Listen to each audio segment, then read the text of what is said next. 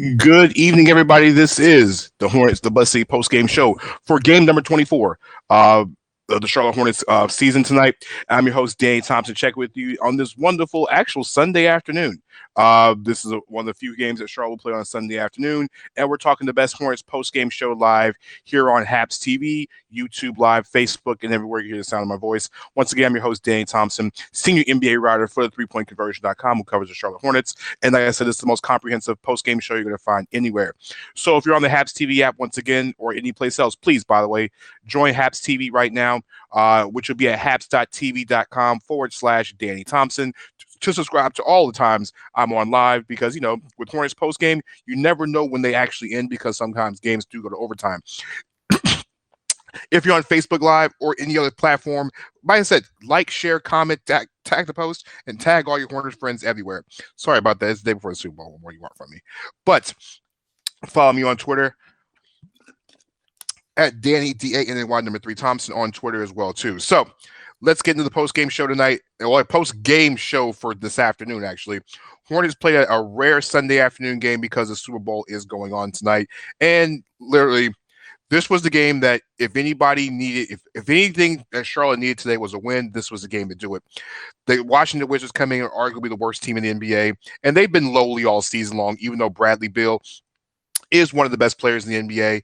Charlotte took care of business this afternoon. I mean, it took care of it pretty handily, 119-97 over the 5-15 Washington Wizards. Charlotte now goes to 11-13 on the season, and they start a stretch of games at home over the next couple of days that are going to be really, really important for the Hornets as they try to push closer as we get to the All-Star game the early part of February. Also, if you're watching the Haps TV app, stop by and say hello. That way you can put your comments on the screen. And like I said, share, and tag the post as well. So let's get into this game tonight. Before we get started into the game, Devontae Graham is out with an injury. He was not unavailable to play, might be able to play tomorrow. We're not sure. It's back-to-back. It was a good chance he was going to play more of Monday than today. PJ Washington's back in the lineup for the first time in a while. And he looked to be at pretty much full strength. There was no hindrance when it came to his minutes today as we got to the pregame. And Washington, like I said, their previous game against Miami, they had got punched in the face by the Heat. It was like 122-95, I think it was on Friday night. The Wizards had been pretty bad going into it. And this was a game before the game had even started where the second quarter was going to be key. Because Charlotte and Washington are arguably the two worst teams defensively in the second quarter in the entire NBA. The Wizards have been giving up literally almost 33 points a game in the quarter. The Hornets are right around 31, right in front of the Sacramento Kings. Like I said, the worst team in the second quarter. By the way, big shout outs to Mike Patton. His show was on earlier today. And my main man, LA Broadus. Appreciate the high award as well, too. And if you feel like LA and you want to donate to the cause, by all means, donate to the collection fund. It's Sunday. What can I say? Appreciate that, Mike, on the high award as well, too. And yes, Charlotte did handle business, by the way. All right, so going into this game, Charlotte needed this one. They had been beaten pretty badly by the two best teams in the NBA. They've been beaten pretty bad in the last couple games. Utah and Philadelphia, the two best teams in the NBA, had handled business against the Hornets. In Charlotte, in a stretch where it's 3 games in 4 days, you had to get some kind of momentum in the second part of the series. So Washington comes in, scores the first 7 points of the game, and you're thinking to yourself, this is going to be a long afternoon. But Cody Zeller got Charlotte started early. I think he was the Hornets' first 7 points first 7 or 8 points, and he even knocked down his first 3-pointer of the season. At that point, you knew that Charlotte was going to be a long day for Washington. What Charlotte did today was a game of runs. And when I say a game of runs for Charlotte was they had no more than a 10-point run, 10 straight points at one point. But what they kept doing was you got 7 straight points in a row, and then that's what happened. Facebook users saying Scary Terry's a dog. Now I'm gonna get to Scary Terry in a minute because Terry Rozier had a great game today, by the way. If you're a Facebook user, like I said, I don't know your name, but like I said, if you subscribe to Haps, I will find out who you are in the process. So Cody got off to a good start, and really, like I said, 8 points in the first part of the first stretch of the game. Charlotte kept stretching the lead. They got the lead up to about maybe a couple in the first quarter, maybe 3 or 4, and then what they kept doing was they kept getting 4 or 5 points in a row. LaMelo Ball was controlling the game. Gordon Hayward was off to a good start. Charlotte was playing the defense that you expected, but unfortunately, at the end of the first quarter, it was 34-31. Del Curry has been saying all season, you don't want teams to get to 30 points. Now, even though Charlotte was up by 12 in the first quarter at 29-17, Charlotte kind of had a lapse. They got the lead down with a 14-5 run by the Wizards. But the house of horrors that has been the second quarter for the Charlotte Hornets has been something that was completely different today. And when I say the house of horrors for the Charlotte Hornets has been the second quarter. If you go back to the Utah game, Utah, I think, was 39-25 in the second quarter because Utah started launching threes. The Philadelphia game, they played better, but they were down 30-13 in the first quarter. If you go back to the previous games where they've lost, it's been in the second quarter. Like I said before, Charlotte had been giving up 31 points a game in the second quarter all season long. And really, in the last 3 games, have been almost 40 points, almost 35, 36 points a game a quarter in that second quarter over the last few games. Well, the defense locked in. And outside of Bradley Beal in the second quarter, because Bradley Beal is, what can I say, is Bradley Beal, the Wizards could not hit a single shot in the second quarter. Outside of Bradley Beal, who was 4 of 10 in the second quarter by himself, the rest of the Wizards, and you got to give Hornets the credit for this one, the Hornets held the Wizards to 7 for 3 for 18 shooting in the second quarter. Not one other player other than Beal hit multiple shots. But what Charlotte also did was, to the question about earlier about Scary Terry woke up. Remember, he came off his ankle injury on Friday, didn't seem like he was himself. He said he felt fine, but it wasn't the same Terry Rozier. Fast forward to the second quarter today, Rozier and LaMelo Ball, I say Rozier, I'm going to give Rozier the credit first in this one. Rozier goes off in the second quarter. He knocked out a couple of 3-pointers. He was playing that pressure defense, and Russell Westbrook couldn't do much else. And LaMelo Ball was driving in the lane. Those two combined for 22 points in the quarter. The Wizards scored 21 as a team. On top of that, Miles Bridges grabbed every single rebound, it seemed like, in the quarter. He had 8 rebounds in the quarter. Charlotte had 21 rebounds in the quarter as a team, which was a growing story and a growing trend in this entire game. Rebounding. Charlotte collapsed. The defense started looking like they normally play in the second half. Wizards scored 21 points. Hornets had a huge lead, got the lead up to 17 in the second quarter, and you knew at this point Charlotte was on cruise control because the Wizards were just really, really bad. They got the lead. I think it was a 3-point lead. Charlotte went on a 23-5 run to make it a 21-point lead with about 3 minutes in the quarter. They were up 17 at halftime, and you really knew this game was in control. Third quarter comes out. Charlotte continues to extend the lead. And then at this point, it was 82-60 midway through the third quarter. And that's the only time in this game the league got under 22 points. Rozier had another big quarter in the third quarter, knocked down another 12 points in the quarter. Rozier finished with 26. And at that point, Charlotte was just blowing them away at this point. In their most comfortable win of the season, they got up. And this is, I think, the second time this season where he hit 100 points in 3 quarters. They did it in the Atlanta game as well, too. Charlotte is now one of 3 teams in the NBA at the end of the third quarter because they were up and blowing them away. One of 3 teams in the NBA this year that are undefeated to start the fourth quarter. When I say undefeated, Charlotte is now, after today, 9-0. And Utah and Philadelphia are the only 2 teams in the NBA who are undefeated. They're 9-0 after today when they lead in the fourth quarter. And for a team that's the top 5 youngest team in the NBA when it comes as far as youth, to be closing games out in the fourth quarter, that's a very, very good sign. And the fourth quarter happened, and it was really much of a blowout in the fourth quarter. Charlotte got some guys into the game that we haven't really seen in a while. And, they never, like I said, the lead didn't get under 20. It was their second 20-point win of the season. And we even got some time in for guys that we ain't seen all season. So Charlotte finishes the game, like I said, one night. It was a dominating performance for the Hornets tonight on both ends. This might be the most complete game they've played all the way around. 119-97 is the final. It was a complete thrashing from start to finish. Give the Hornets a lot of credit tonight. Like I said, even in the fourth quarter, we saw minutes from guys we don't really see in the fourth quarter. Nick Richards finally got off the bench for Hornets fans. I mentioned this on Friday. This would be the Nick Richards game.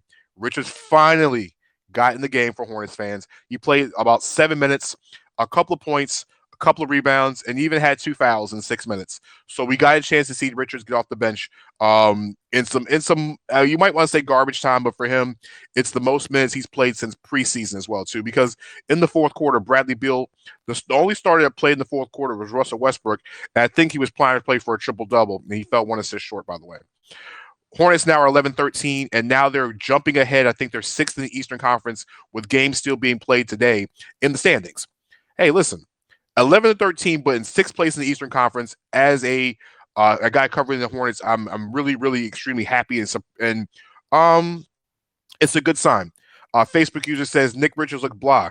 Hey, listen, what we expected from him? He wasn't going to come in and get a double-double in 6 minutes. I mean, there's not much more you can do about it. But, I mean, one of the plays of the game, and Mike Patton just mentioned, the Wizards, listen, you can beat the Wizards, but Bismack Biyombo had probably the play of the game. I didn't get the clip of it earlier.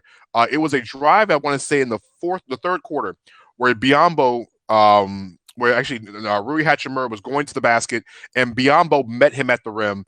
Unfortunately, the Hornets couldn't hit the transition three-pointer. Monk fed Rozier, who actually missed a three-pointer at that point. But to Mike Patton's point, nobody beats the Biz because, I mean, Hachimura tried it and failed completely. All right, so what does this game mean? The Wizards are bad, okay? We all know this. Everybody knew this going into the game. Bradley Beal is the NBA's leading scorer, and he checked out with 31 points in 28 minutes. He shot 11 of 22 from the floor and really looked a lot better than he did the other night. Here is the problem. Bradley Beal had 31 points and 31 of the Wizards' 69 points where he checked out midway, like towards the end of the third quarter. The Wizards are just flat out horrible. I can't put any more words to describe how bad the Wizards are.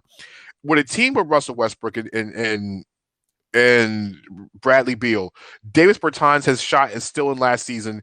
Hachimura is actually getting better, but you can tell this team misses Thomas Bryant because the Wizards went out and trotted out Alex Len in the starting lineup today. And Len had a wonderful performance for the night. In his 8 minutes he played tonight, he scored a grand total of 2 points in 8 minutes as a starter today. That's all I'm saying. The Wizards are pretty bad. I'm not sure how much more Scott Brooks can take of this. I'm not sure if Scott Brooks is even going to last much longer after this. It was Charlotte's best defensive game of the season. It's a game they needed. I don't know how much more poorly I can play on Washington, but let's just say this. Charlotte held them to 22% behind the arc. They got to the line. They shot 37% from the floor, Washington did. And the Hornets had 59 rebounds as a team today. I think it was a franchise record today. Nothing Washington can do was right. They turned the ball over. They just looked really hapless everywhere. And even though they got to the line more than the Hornets did tonight, in their time, it was just really just bad to watch. I mean, the Wizards are 5-15. I don't know what the Wizards can do to fix their problem. I really don't at this point. Deni Avdija, rookie, only played 15 minutes. Raul Neto had 10 points. Like I said, Robin Lopez played pretty solid off the bench. He had the second most points in the team with 14. Russell Westbrook, even though he fell 1 assist short of a triple-double, only took 9 shots. But like I said, this was a complete beating from start to finish. Now, let's talk about what the Hornets did tonight. Listen, or this afternoon. One thing Charlotte needs today was basically get some rest. And if you look at the minute totals, Coach Borrego had mentioned on Friday that LaMelo played almost 40 minutes and played almost too much. Tonight he played 30. Gordon Hayward played 30. PJ played 28 in his first game back. But Malik Monk led the team in minutes with 32, and Bridges had 31 minutes off the bench. So Charlotte was able to get a lot of bench minutes off those guys, even though Cody I think should have got more minutes on the floor. It was a blowout. But the minutes were there. It wasn't as much wear as tear. Rozier on the hand today. Rozier was phenomenal today. Listen, Terry, this might be the best game Terry's played in about a good 3 weeks. Now, he did miss 2 games due to injury, but his first game on Friday looked kind of off, and he was playing really well in that Milwaukee game until he got hurt. What Rozier did today was he didn't score a single point in the first quarter. He started warming up in the second quarter, and he looked like the Terry Rozier that was carrying the offense in the first stretch of the season. If you look at the numbers in the stat sheet, Gordon Hayward had 25 points. You're wondering, I am now literally talking – we're now, 15 minutes in the show, and I finally mentioned Gordon Hayward, and he had 25 points.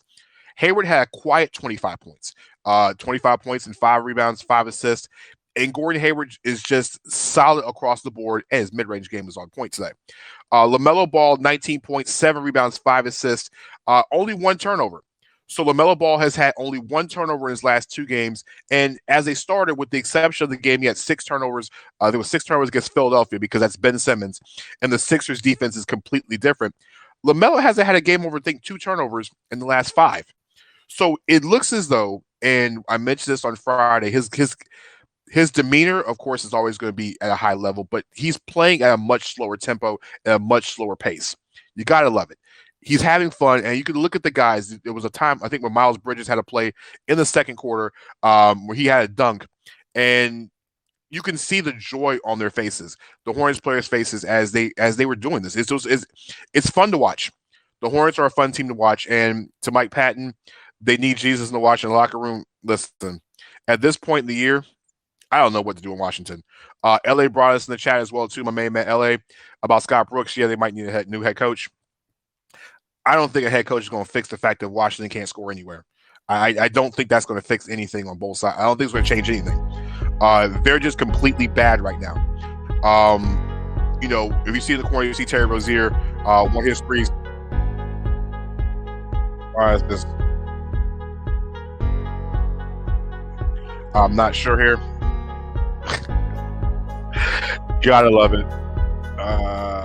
Frozen computer here. I think that'll go away in just a second, everybody. Sorry about that. Yes, that's the part of trying to use a live video. As you see, Terry Rozier knocked down a 3-point in the corner, in the corner baseline. I don't know what to fix about Washington, but really, this is not about Washington. LA Bryce is being funny. Is Jordan the GM of the year now? No. Jordan, I probably said good morning to everybody this morning, but no, Jordan's not the GM. This has all been a good Mitch Kupchak job. Like I said, drafting LaMelo Ball, and I think you got to give James Borrego a lot of credit for the development of LaMelo Ball. I mean, LaMelo was developing, but I think he's learned a lot from his time early on this part of the season. Charlotte just hit threes everywhere today. It was just really one of those games where Charlotte got open. They played good defense. Like I said, this was the most solid performance Charlotte's had this season. They hit 15 threes, but they played very well defensively. Charlotte now, as like I said, 11-13. And listen, the attention of America is starting to fall on the hands of the Charlotte Hornets. Why? Well, because of the fact of Charlotte being Charlotte. Like I said, we're still getting used to showing highlights feeds. So, yeah, we're still getting Mike. We're still figuring this part out. I'm still working the highlights out. But if you look at the schedule tomorrow, tomorrow's game against the Houston Rockets is at 7 p.m., but is a national television game on NBA TV. Yes, NBA TV. Why is it NBA TV? Because you see Miles Bridges doing plays like this, following up with a nice easy dunk as well too. So, what is?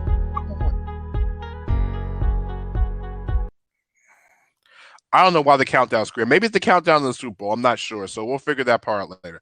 But let's talk about the game tomorrow because there's not really much more to say about this game as the Hornets dominated the Wizards. The Wizards are bad. Going into tomorrow's game, the Houston Rockets come to town, and that means with the Houston Rockets coming to town, that means John Wall and Victor Oladipo will be in the house, in the building. Unfortunately, former Hornet Christian Wood will not be in the lineup. He still traveled with the team, has an ankle injury, is evaluated week to week. So we won't see him tomorrow. But what we will see is a Washington team that can get up and a Houston team that can get up and down the court. John Wall is looking like the John Wall pre-injury. Oladipo has had big scoring moments. And a guy you want to watch besides Eric Gordon, rookie Jason Tate's been playing really well. And of course, they got PJ Tucker. The real question is, can Charlotte bounce back with 3 games in 4 nights? We won't know about Devontae's stats until tomorrow, and hopefully PJ will look a little bit better. He looked off. I mean, it's kind of the same way when you miss a couple of games on the foot. I think he should hopefully be better in a much better shooting shape tomorrow. They're going to need all the help they can get. And the good news is if you win tomorrow, that means you'll be 1 game under 500 as well, too. Outside of that, talk about game balls tonight before we get out of here, because this is Super Bowl. Everybody wants to get ready and enjoy the Super Bowl. So game balls today. Listen, player of the game of the day, it's got to be Terry Rozier. It's more than just the points for Terry Rozier. Yes, he had the 26 points, but the defense on Russell Westbrook, and yes, Russell Westbrook finished with 1 assist away from a triple-double, but the fact that Westbrook only had 9 shots and Rozier set the tone defensively and made the game easier for everybody else. Second star of the game, I'm going to have to give to Cody Zeller. He only played 20 minutes tonight, 16.7 rebounds, a couple of steals, a block, a couple of assists. He even hit his first 3 of the season. Even though the game was a blowout and Washington doesn't have much at center, Cody Zeller does the little things. He had 4 offensive rebounds, and he was also setting some outstanding screens. And finally, the other game ball, I know LaMelo Ball had the 19 points today and the 7 rebounds, the 5 assists, but you got to give it to Miles Bridges. Listen, Miles came off the bench and played with the energy that Hornets fans have always wanted to see from him tonight. On top of the 11 points, he had 14 rebounds, including 6 on the offensive glass. Those are the things that you want from him to do. He had 6 offensive rebounds, had 14 boards for the game, fell one short of his regular season high of 15 in the game. Also was 5 of 10 from the floor, had a couple of putback dunks, and was a plus 12 tonight. I know Gordon had 25 tonight, and Melo had his game tonight, but there's so many good game balls to go around. And I didn't even mention Malik Monk. He led the team in minutes tonight, 11 points, 7 rebounds, knocked out a couple of threes, so you got to give him credit there as well, too. Caleb Martin came off the bench, had 4 points and 6 rebounds. Didn't shoot the ball so well, but played some really good defense. And Bismack Biyombo, like I said, is Biz. Had a couple blocks. Like I said, the block on Hachimura. Didn't get a dunk today, though. Cody Martin, 0 points in 9 minutes on 3 shots. And Nick Richards, like I said, 0 for 2 from the floor. He did have a couple free throws as well, too. So, once again, Charlotte took care of business. It wasn't much to really write home about. They will play tomorrow. The game is 7 p.m. The game is on NBA TV. So, if you're not in the Charlotte area, this game is on national TV. Once again, it's a switching of about the LaMelo Ball effect. LaMelo's in the starting lineup. Everybody wants to watch. So check out the game on NBA TV tomorrow. Will be available tomorrow. There is no shoot around, so we won't really have much post-game, pre-game coverage on the three-point conversion YouTube page as well. Check it out tomorrow. Like I said, we'll be around Coach right around 5:15, 5:30. We'll have pre-game with Coach and then post-game. In the chat, my main man Ted Hicks is asking a wonderful question about the weekly NBA show. I guess it's Sunday. I really can't say otherwise. The weekly NBA show is coming next week, everybody. So there'll be more. I will talk more about it probably, let's just say Monday. The Hornets play 3 games this week. Monday, Wednesday, and Friday of this week. We'll talk more about it. Yes, there'll be an NBA show where there'll be much more about more than just the Hornets. We'll be talking all of the NBA teams. And yes, LA, I will mention about how good Colin Sexton is in Cleveland. And Ted, yes, we'll talk about the New York Knicks. And Mike, of course. I got to talk about Otto Porter and the Chicago Bulls. I mean, Otto Porter's been an all-star all season, so let me stop before Mike has a meltdown in the chat or something. LaMelo Ball has a very, very fun fan base. Let's just say that. A very, very interesting and fun fan base. So check me out on Twitter at DannyTA3 Thompson on Twitter, as well as aroundtheassociation.com, as well as the Beyond the Buzzer, which is on Monday, Wednesday, on Thursday nights at 9 p.m. on YouTube and Facebook Live, as well as Zingo Television, channel 198 on Blackjack TV. Follow my work on the threepointconversion.com, including the YouTube page as well, too, as well as you'll see today's post game with Coach James Borrego, as well as the very, very funny dynamic duo of Terry Rozier and Miles Bridges doing a joint post-game press conference. And my main man, B-Moss, over on Reddit. What's up, mate? Yes. What's up? I think you're in Australia. What's up, mate? I appreciate you stopping through and showing some love as well, too. Before we check out of here, like I said, the game is 7 p.m. B-Moss, I think if you are in Australia, just remember, the game is on NBA TV tomorrow night, 7 p.m. Eastern Time. I'm not sure what that means in Australia. Mike, we will discuss Otto Porter on another day, I promise. Like I said, the Super Bowl is on tonight, so I want everybody to get ready for the Super Bowl, get your wings on. But most importantly, before we check out, if you are going to be doing Super Bowl, be very, very careful. Wear masks, because this is one of those days where a lot of COVID can happen because everybody's getting together. It's just good to stay home and stay safe. So we'll check you guys tomorrow. Enjoy the Super Bowl. And yes, B-Moss, I picked the Kansas City Chiefs to win today. So check you guys later. Enjoy your pizza and wings. And like I said, go Chiefs. See you guys tomorrow.